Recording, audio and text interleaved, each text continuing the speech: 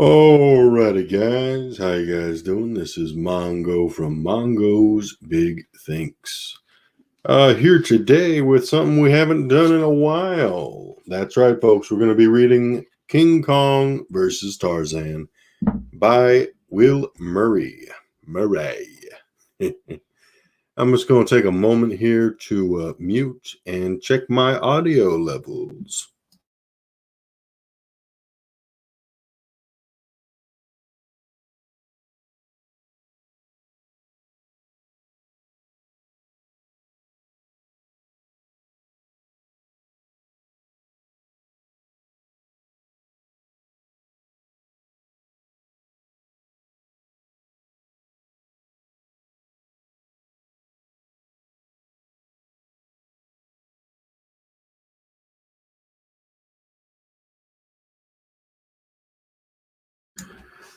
Alrighty, folks. It looks like everything is going good. Everything is looking good here.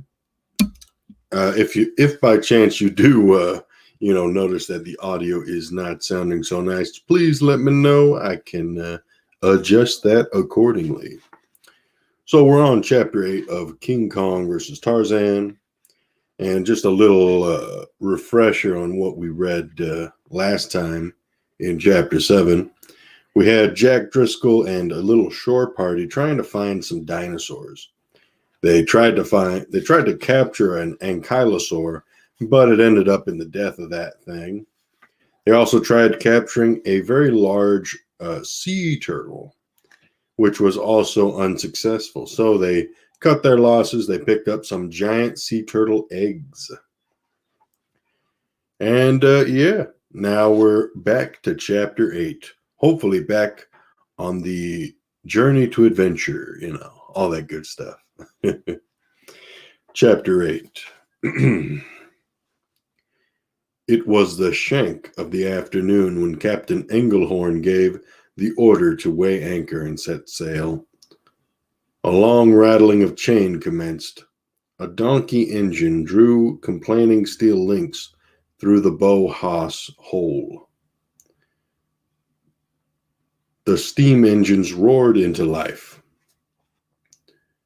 The steel deck plates of the old freighter became busy with seamen going about their business. As if to encourage their leaving from the village situated at the forested foot of Skull Mountain, native drums took up a steady tattoo. The monotonous beating carried over the rippling water seemed to join the throb of the engines, blending into a single, albeit syncopated rhythm. At the stern, Panjaga stood watching the shattered lumber battlements of the wall recede into the afternoon mist that forever shrouded Skull Mountain Island. She might have been a displaced figurehead carved out of nut meats, for she did not move. Her eyes were moist with deep emotion. A pair of pterodactyls glided out, circling the rumbling ship, and followed it some distance. "Look at that," marveled Carl Denham, shading his eyes as he watched them circle majestically. "They sent an honor guard to see off Kong. They're just looking to drop a last load on this shaggy head," muttered Jack Driscoll. "Vultures," said Captain Engelhorn dismissively. "Nothing more, nothing less." After a time, the trailing creatures reached the limit of their overwater range and turned back, soon vanishing into the outlying mists. From her position on the back deck, Panjaga watched the rounded knob of Skull Mountain as it was swallowed by the thickening ocean fog. Her expression was rapt. The monstrous death's head had brooded over her from the day she had been born of an unknown, long-dead mother. Now she was beholding it for what she believed to be the final time. High in the cavernous hollow, behind those blind, stony eye sockets, lay the lair of Kong, the only home the beast god of Skull Mountain Island had ever known. I'm going to get right back with you guys. I got to take a moment here to pause.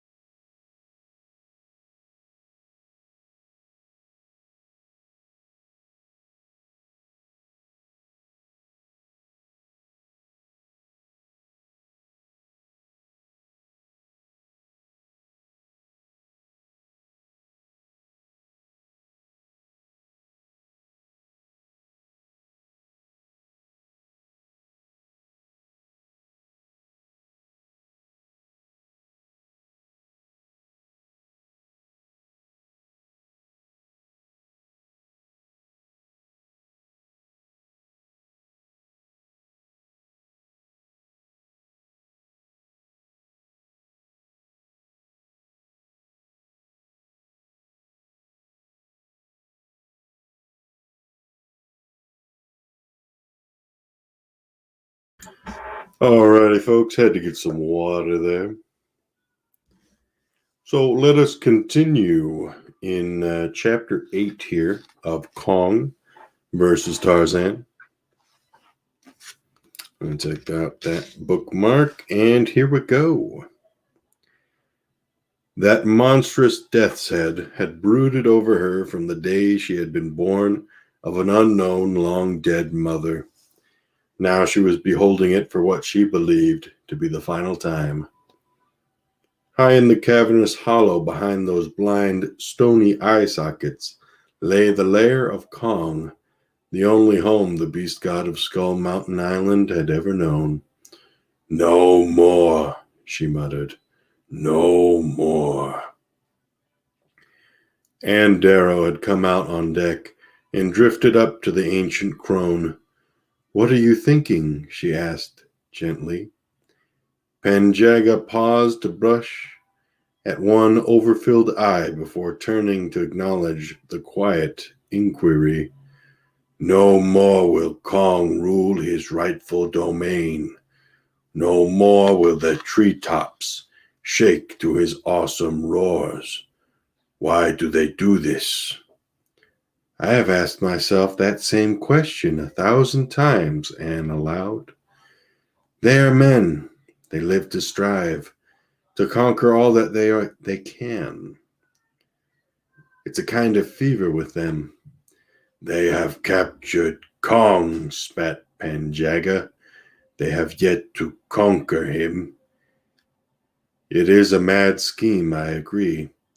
Her wise old eyes fixed upon Anne. "What do they intend to do with him?"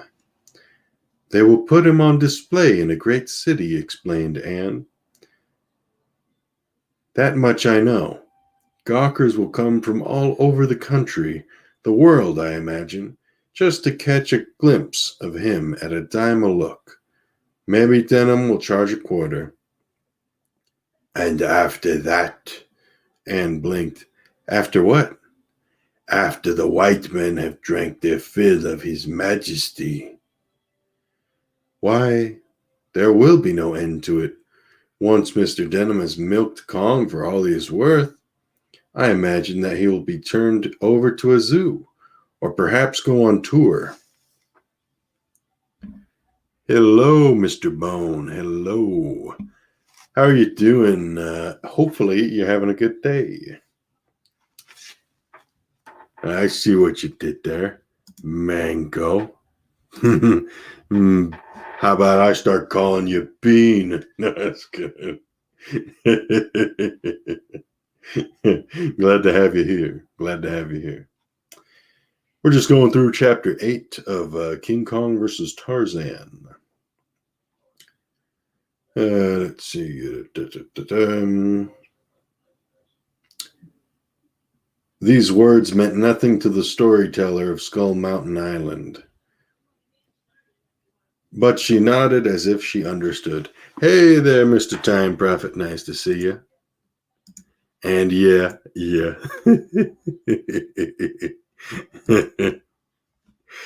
Alrighty.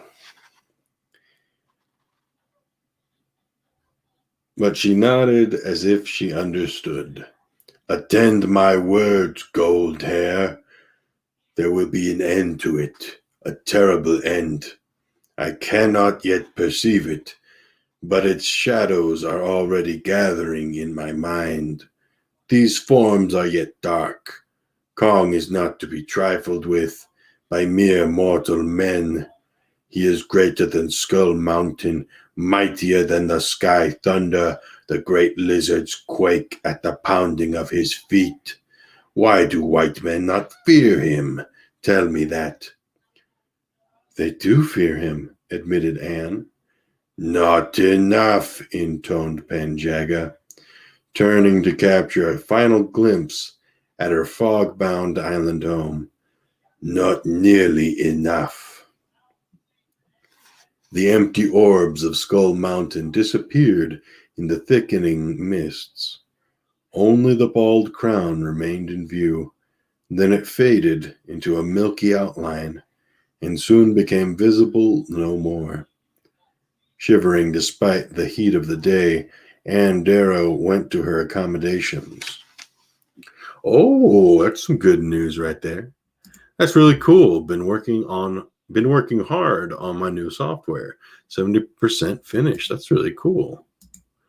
It will be old hardware by the time you're done. Well, what's that saying? Gosh. There's some proverb or something. The past is past, the future has yet to come, but cherish today because that's the present. I don't know. I probably butchered that or whatever, but no, I don't know. Whoop, almost lost a page. I'm actually, we're on page 63. Page 63. That's some cool stuff.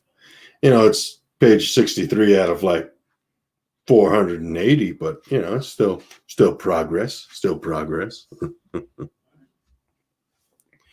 All right, let's see here. Let us continue. 14 knots. That was the top speed of the Wanderer. 14 knots meant raising Africa in 3 weeks and reaching the port of New York in just under as many months.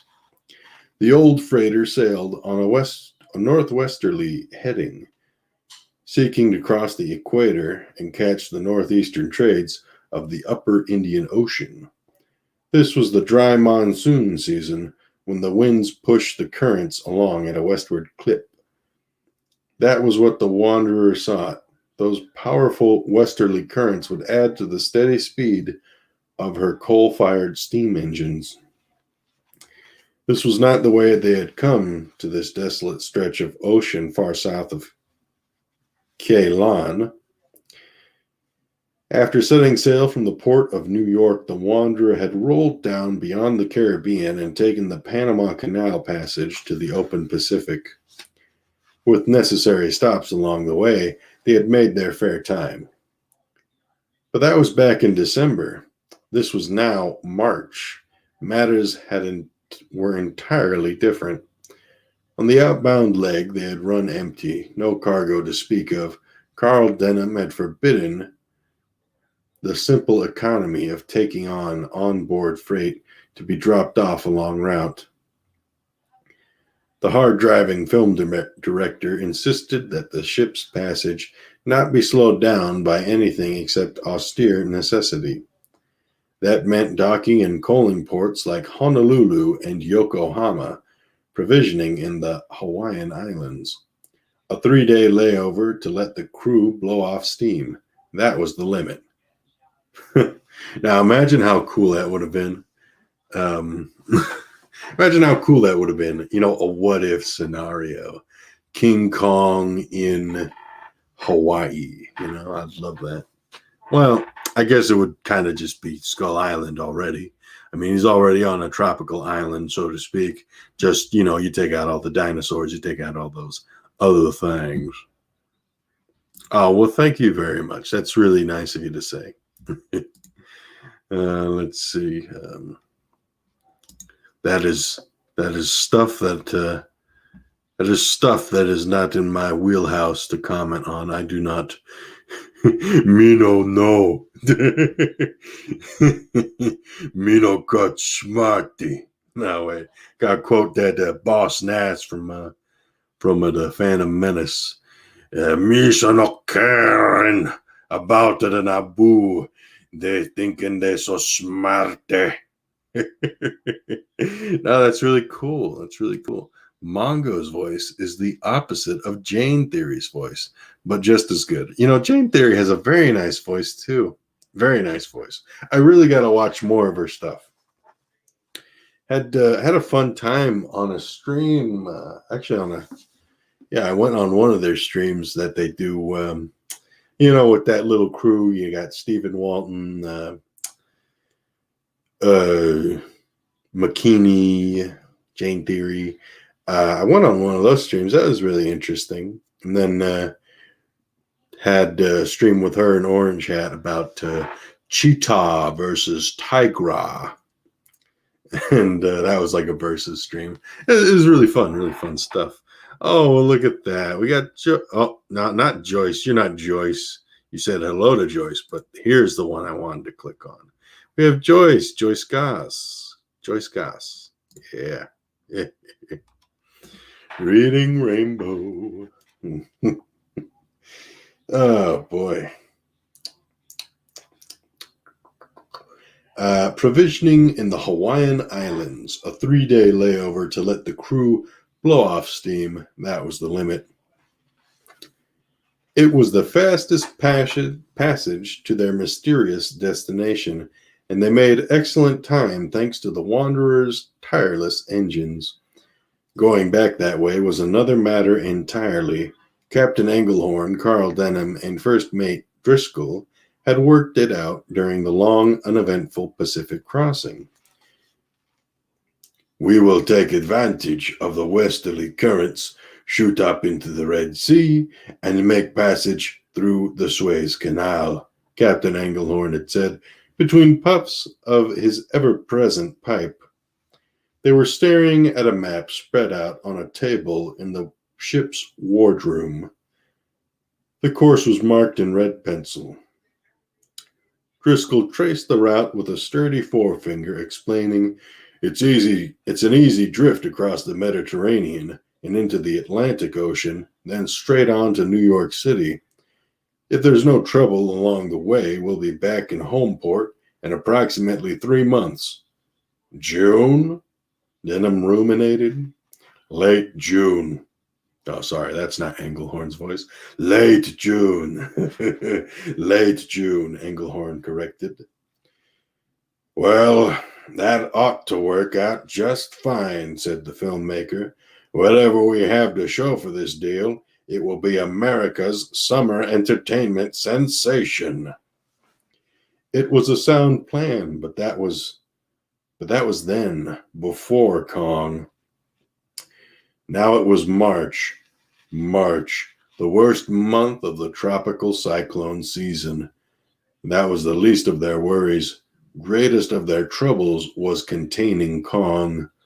Once again, Captain Englehorn and his first mate conferred in the solitude of the master's cabin amidships of the rushing vessel. Mr. Driscoll, began Englehorn, tamping his favorite brand of tobacco into his broad black pipe bowl. I asked to speak with you without Mr. Denham being present, for we must work out in our minds solutions to the myriad problems with which we are now presented.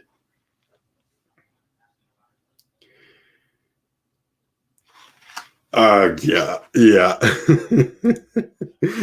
Yes. Yeah, the cheetah, the chimpanzee. It's funny. I was talking to somebody about that, and initially they were thinking about Thundercats. They were thinking about Chitara and Tigra, and I was like, oh no, no, not those ones. Not neither of those two. It's I guess it's easy how many characters. If you have a simple name like Cheetah or Tigra, I guess Tiger's a little extra because they have an A, but I feel like there are probably hundreds, and tens, if not hundreds, of those type of named characters. Oh, let's see. I spent an hour trying to learn "I'm a Believer" by the Monkees on the guitar, but having trouble with the intro double hammer on. Man, that's crazy. Yeah, that is interesting. Oh goodness, what am I even saying? My mind is a jumble, and we just got out of the jungle. But anyhow, let's see here. Where were we? Uh, they let's see. They stood around a simple deal table on which the original map tracing their intended course had been unfolded. Englehorn's weather withered finger tapped the chart impatiently. You will recall our intended course, he said, taking his first puff. Driscoll grunted. Well, I do. I don't need a chart to remind me either. It's burned into my brain. Well, burn it from your mind now, because we may have to start over.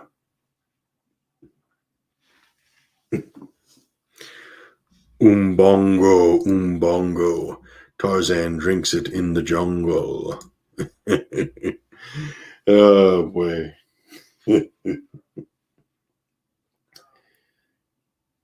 Let's see. A troubled flicker touched the depths of Driscoll's windy eyes. He asked, Spell it out for me, Skipper. I'm feeling a little dull-witted today. Must be the sun. Tapping the portion of the red ink line that bisected the Suez Canal, Englehorn said, Here is our bottleneck, Mr. Driscoll. The canal? The canal authorities. Not to put too fine a point on it, we cannot expect to be passed through without the ship's cargo holds being inspected. We have no cargo manifest, a fact which will raise questions by itself. I hadn't thought of that on the way in, but you're right. There may be trouble. The captain took his fragrant pipe from his mouth. No two ways about it, snapped Englehorn. There will be trouble. Trouble if we inform the canal authorities of this beast we are bearing into their waterway, and even more trouble if we fail to do so. I get it. You're afraid they'll turn us away, deny us passage. Englehorn nodded. That is the conundrum we must solve, Mr. Driscoll. If we radio ahead, would we be believed? It was evening, and 8 to midnight first watch. The first mate rubbed some of the sleep out of his eyes before he replied, No, I don't imagine that we would. If I know Mr. Denham, he will ask us to bluff our way through the canal. That would be disastrous, especially if Kong is awake and growling like a bear. It's not like we could throw a tarp over him and pretend he's a heap of coal. No, we could not, Mr. Driscoll. So you see our dilemma. That I do, Captain. Damned if we do, damned if we don't. And probably thrice damned for some reason I can't call to mind right now. It's a nasty fix, all right. Probably the worst fix any sea captain ever had faced since the days of Ahab. Or Captain Bligh, grunted Englehorn. Driscoll stared at the wanderer's master, searching his wintry face while he waited for the next shoe to drop. The old seafarer appeared to be doing the same to his first mate. Neither man spoke for quite a while. Finally, Driscoll spoke up, realizing that it was expected of him. The way I see it, Skipper, we're going to have to stay close to land all through the Indian Ocean Passage in case of trouble, but also to take provisions once Kong wakes and starts looking around for food. We'll probably have to put in somewhere in North Africa to provision, if not before. Inglehorn nodded sagely. So far your reasoning is sound, Mr. Driscoll. Pray continue. Driscoll was studying the map, and his face grew increasingly troubled. If we're denied passage through the Suez Canal, we will have no choice but to turn back and run down the east coast of Africa and round the Cape of Good Hope, adding weeks to our passage. Englehorn blew his words out in a stream of aromatic smoke. Weeks we can ill afford. Driscoll scratched the back of his head worriedly. We can provision as often as necessary while we circumnavigate Africa, but once we push into the South Atlantic, it's going to be tough. We may have to throw that super gorilla overboard if matters get out of hand. I don't know. That sounds, quick aside here. I think that sounds pretty nuts. Imagine that you're in the ocean. You have a big boat, and it's threatening to tip over. It's like, okay, we gotta dump the ape, gotta dump the King Kong. Puff, puff, pass. Yep. National Lampoon's Christmas Vacation. That's a good one. Oh, yeah. That's the thing. You watch something too much, you got to take a break from it. I think I did pretty good with during Halloween time. Usually, I always see Hocus Pocus, and I actually didn't watch that this year. I watched it last month in November, but that was like the end of the month, and it was still pretty good. It has still been a while since I had seen that, but yeah, that's how it goes. Like the Patriot. You see the Patriot so often on TV, like TBS, CBS. You see that so often, it's like, okay. Oh, well, hey there, Amber. Very glad to see you here. Getting ready to leave and get groceries. Just wanted to stop in and say hello. Thank you very much. Drive safe. Hope you have a good rest of your day. And I hope you cook some really good food too. I already know you are, but it's the thought that counts. Figure I gotta say that, But let me take a drink of water here, folks. Isn't the Patriot Clint Eastwood or is it Harrison Ford? Well, I'm thinking the Patriot with Mel Gibson. Hey, funny thing. Yesterday I was watching that one Mel Gibson movie, Fat Man, where he is Santa Claus. It wasn't bad. It was pretty decent. I liked some stuff with it. Had some good things going for it. Yes. Candy corn. Candy.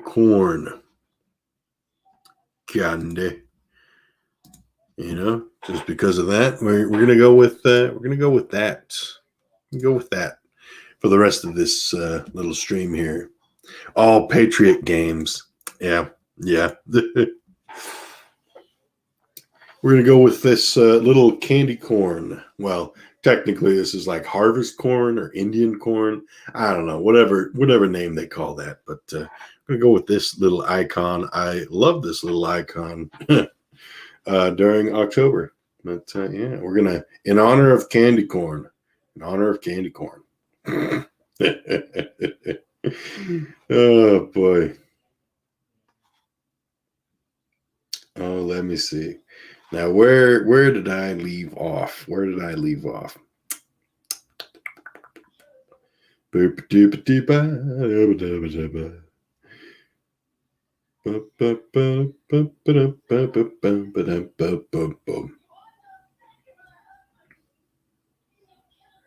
Okay, here we go.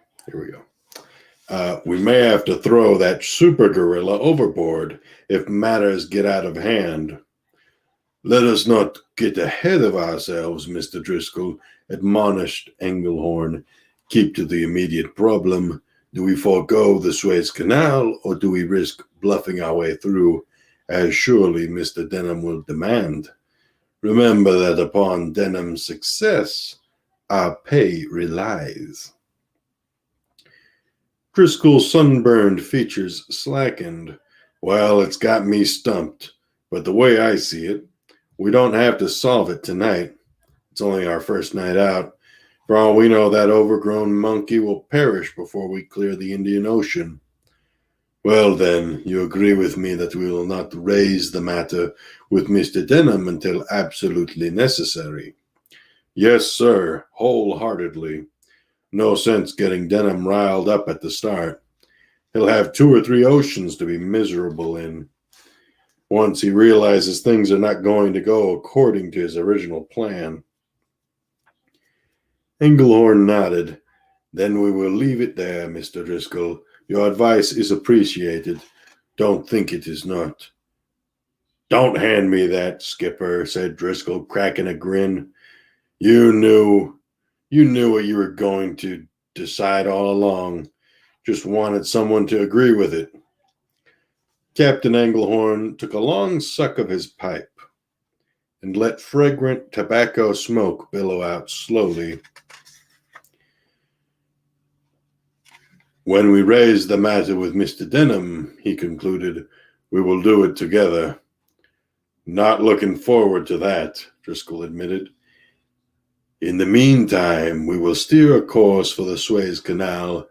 There will be plenty of time after we cross the equator to alter our course, as it seems we inevitably must.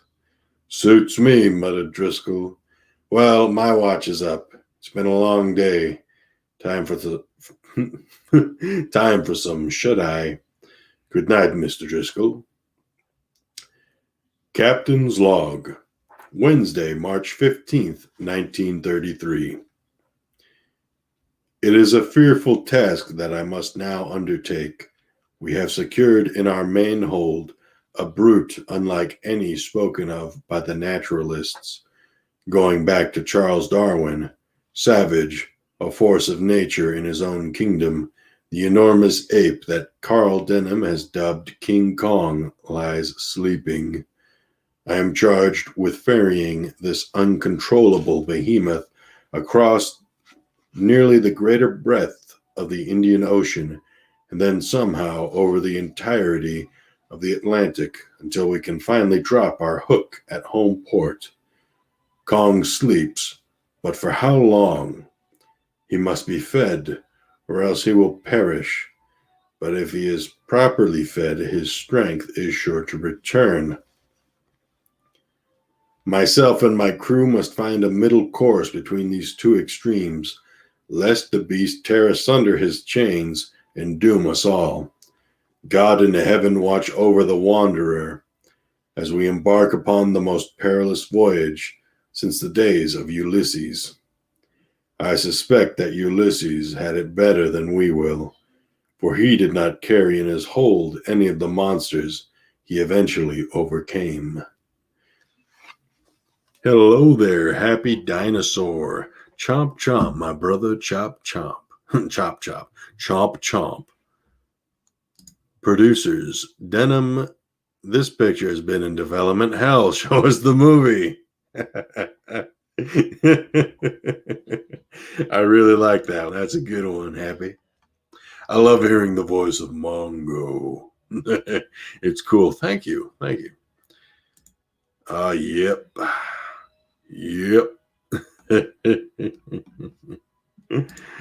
Oh, lovely. Let me take a drink of water. And actually, looking at this, surprisingly, that seemed like a bit of a longer chapter. See, I think up until no, actually no, that was a pretty regular chapter. We'll read chapter 9 here in a moment. I'm gonna take a drink of water. Swig of water for the working man, get some of that brain juice in the body.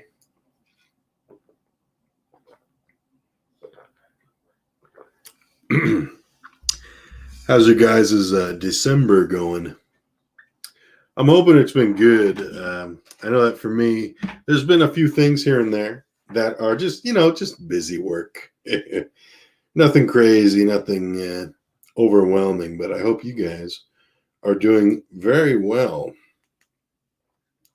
Don't mind me, I'm just going to take a little peek at my phone. Take a little peek at the phone. Today is Saturday, December 5th. Alrighty. And let's get back to it then. Oh, that's good. Your December has been dynamite. Very good. Very good. Oh, what's this? You want to keep away from Asimov books then. The chapters are very long. Yeah. I guess I'm lucky here. I mean, I don't even know how many chapters are in this book here.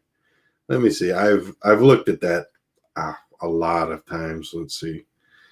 87 chapters. I mean, each chapter in this book is about maybe 10 pages, but not even, It's more like 5 pages, just front and back, But yeah, things to keep in mind. Things to keep in mind in the future. Yeah, it's always that thing. When you're late at night, you're reading a book, and you're trying to get to the end of the chapter, and it just never seems to come up. It's like, oh, hurry up already.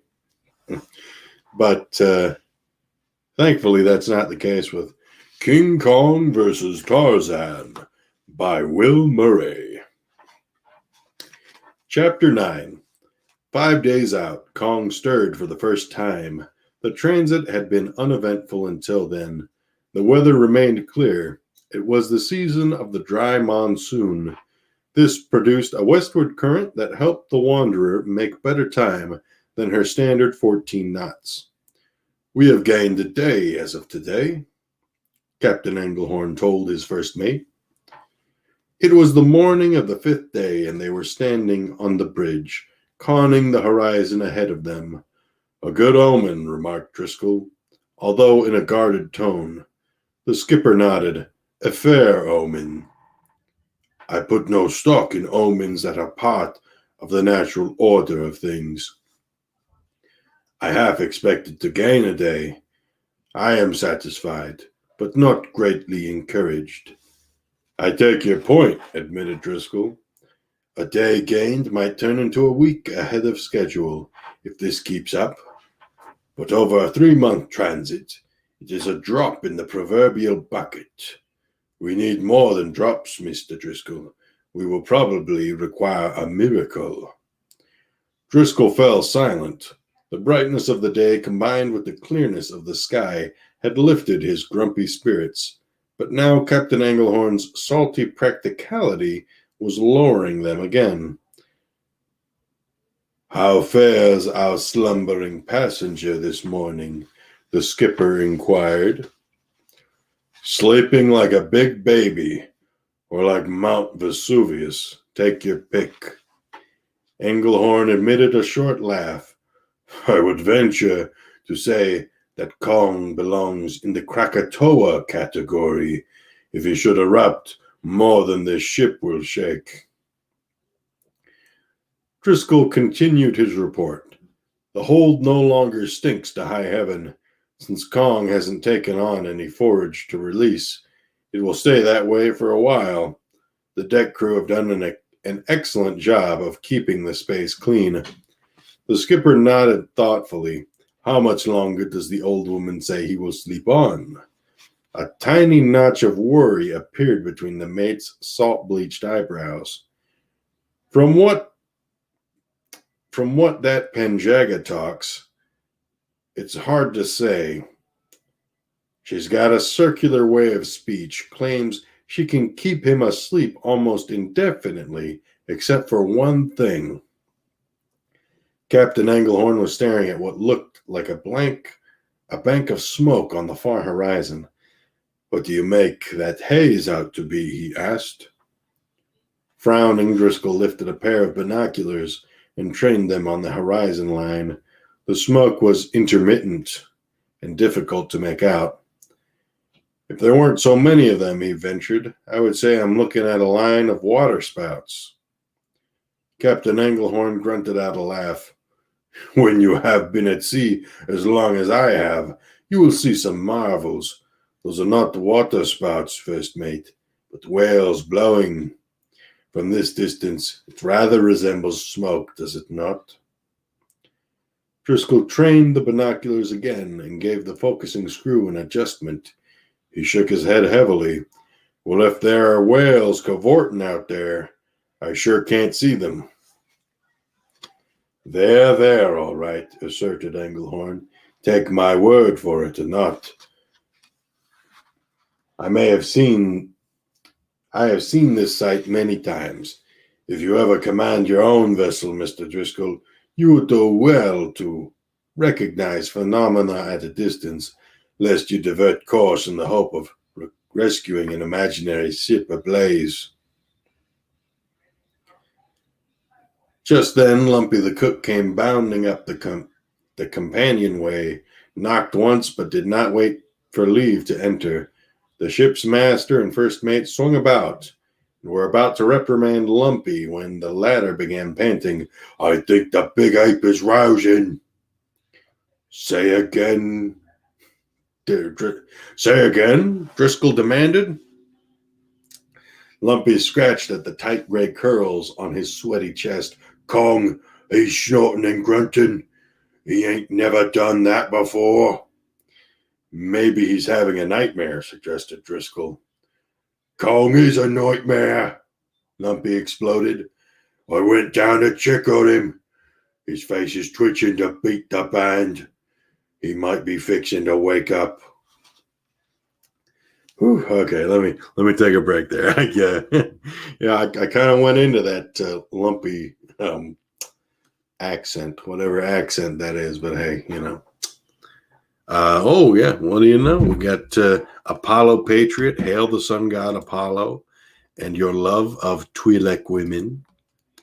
And let me just take a look at the chat here. Let's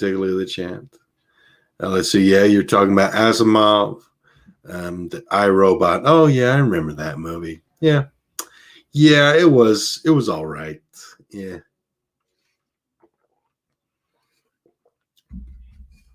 I wouldn't say it's a movie that I'd go back and watch on a regular basis.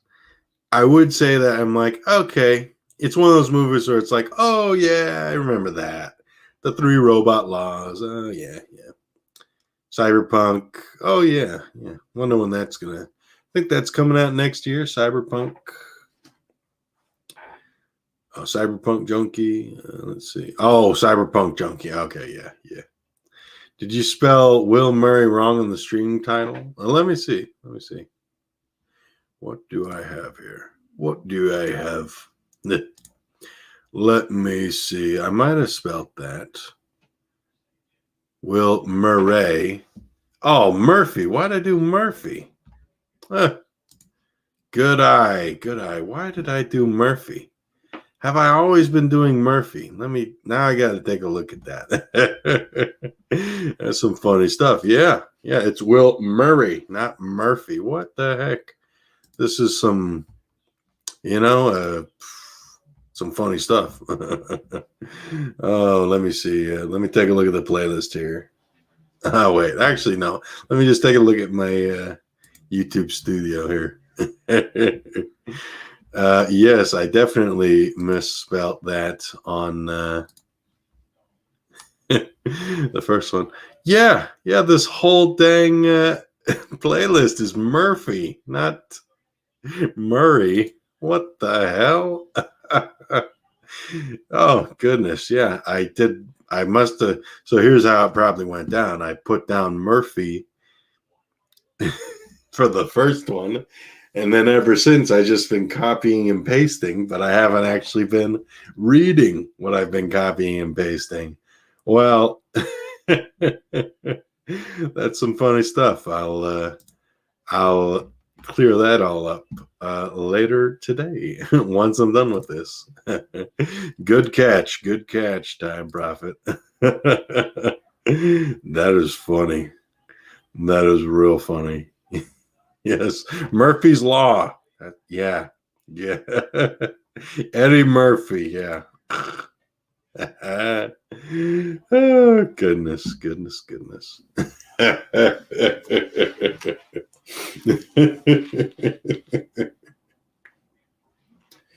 All righty. Let's see. Here we go. Captain Anglehorn turned to his first officer and asked, "What was that you were about to tell me about Kong sleeping indefinitely?" Driscoll said, "I meant to finish my thought. According to the old woman, she could keep him asleep as long as necessary, except for the fact that Kong needs to be fed and hydrated. From what Lumpy is saying, he may be at that point." Englehorn said, "Fetch the old woman, and we will see about Kong's disposition." Not quite comprehending, Lumpy clucked, "Disposition? He's a big gorilla. His disposition is mean."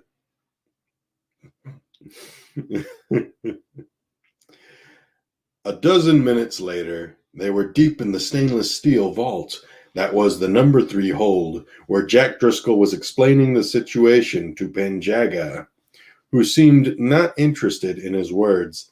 The old woman was pacing around Kong's massive form, grabbing at clumps of his intensely black fur, testing to see if they were firmly rooted, and making muttering sounds that suggested concern. Draped in heavy chain, the beast god was stretched out upon the cumbersome raft of lumber and lashed together odds and ends. The tyrannosaur tooth marks that scourged the anthropoid's massive arms were no longer leaking his life's fluid. Catgut stitches had closed every one. Healing was progressing well. His fingernails, which had been cracked and broken in battle, were slowly growing out. Showing uncommon courage, Penjaga stepped onto Kong's slowly heaving chest and strode up to his great hairy head. The monster's mouth yawned like a fanged cave, ready to receive a human sacrifice. The stink coming from it fouled the air. Striding up to this on her sandaled feet, the storyteller of Skull Mountain Island sniffed at Kong's unpleasant breath, noted the dryness of his cavernous mouth, and turned her eyes dark with a repressed resentment upon the others. "Kong will need nourishment soon," she said flatly. Driscoll asked, "How soon?" "1 day, possibly 2 days. No more. His body fights by herbs. Kong is losing strength. His muscles will melt away if we are not wise in our husbandry of him." "What do we do in the meantime?" Driscoll wanted to know. "Pour water down his throat, slowly, carefully." Jack Driscoll eyed Lumpy. "You heard the woman." The bald old cook looked aghast. "Do you expect me to climb up that big bruiser's chest and throw water down his gullet?" "You're the ship's cook. It's your job to feed all souls aboard." Lumpy swallowed hard. Beads of perspiration popped up on his wrinkled forehead. He tried swallowing, but his Adam's apple didn't seem to work properly. "Aye, Mr. Driscoll." There we go. I like that voice for Lumpy. "Aye, Mr. Driscoll. If I fall in, promise me you'll come jumping after to pull me out." Yeah, I like that voice, that piratey sailor voice. "Aye, Mr. Driscoll.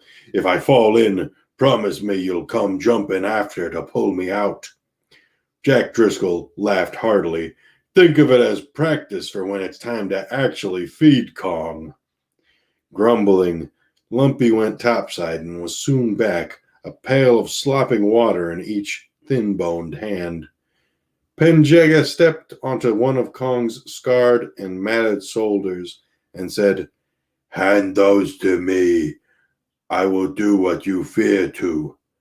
"My pleasure, ma'am," grinned Lumpy. The old woman stooped, took a hold of one bucket by the wire handle, and carefully used it to irrigate Kong's open mouth.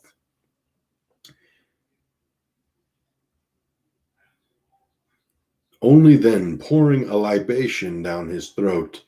She was exceedingly careful in what she did. Once the first bucket was empty, she handed it down and took another, repeating the process without the preliminary moistening of Kong's mouth. "Need more?" asked Lumpy helpfully. "This will do," said Penjega, climbing down off the monstrous mountain of tangled and matted hair. Driscoll asked next, "When he does wake up, what's the best way to start his breakfast?" "Green bamboo broth. I will teach this man how to prepare it. Kong must not have solid food until absolutely necessary." Lumpy grinned foolishly. "Aye, that's a relief to hear. Part of my job is cleaning this hold. The drains will carry off any water he makes, but when his bowels let go, it's going to be a hell of a job to clean up." The old crone from Skull Island regarded the white man without pity. "You brought these troubles upon yourself," she said curtly.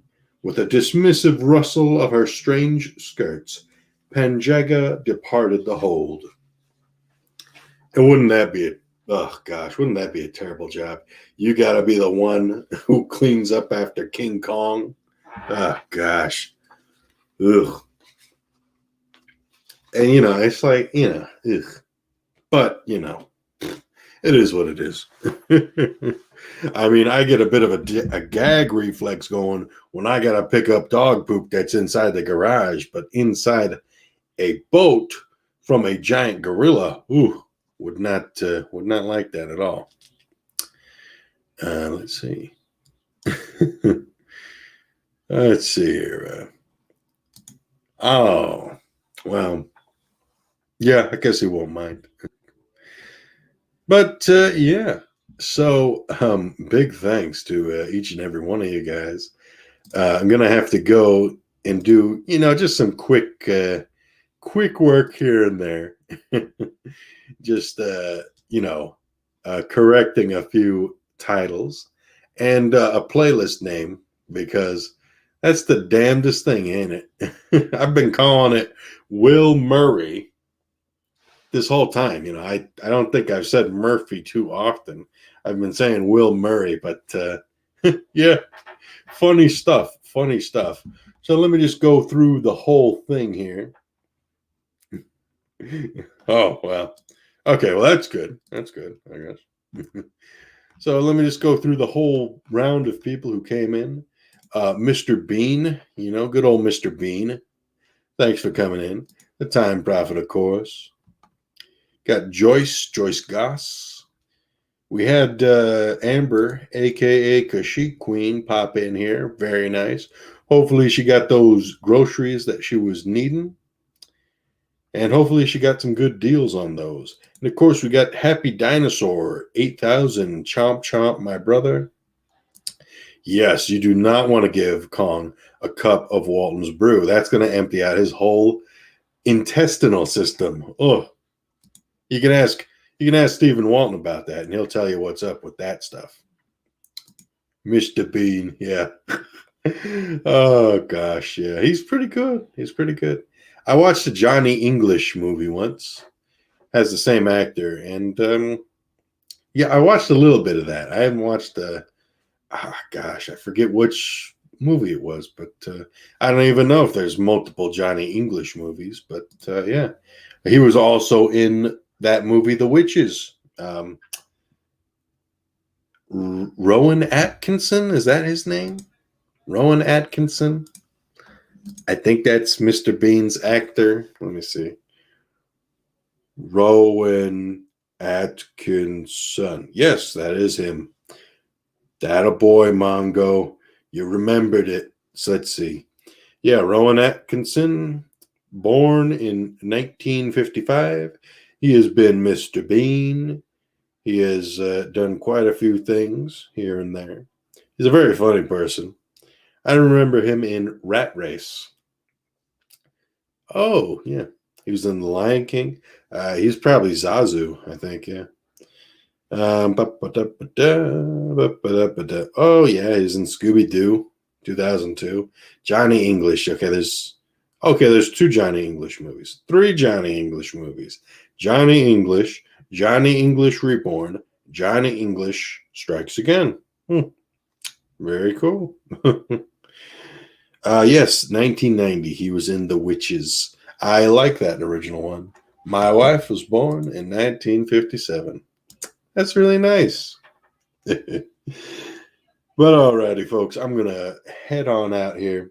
Black Adder. I haven't seen that, so I'm not familiar with that one.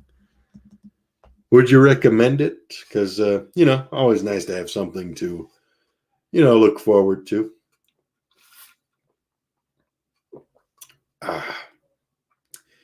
And we're coming up to about an hour, folks. Hopefully, you guys have been having a good time, relaxing a bit, doing whatever you guys have needed to do. Hopefully, in probably the next week or so, I will probably do this again. Oh, good. I'd like to see that then. I'll have to look that up later on today, actually. But yeah, so guys, thanks again, everybody. Time Prophet, Bone, Happy Dino, Chomp Chomp, Kashyyyk Queen, Apollo Patriot. I forgot to mention you, Apollo Patriot. The Sun God Apollo. And then, of course, Joyce Goss. Everybody, thanks so much for popping in, tuning in. And I will see you guys later. Bye-bye.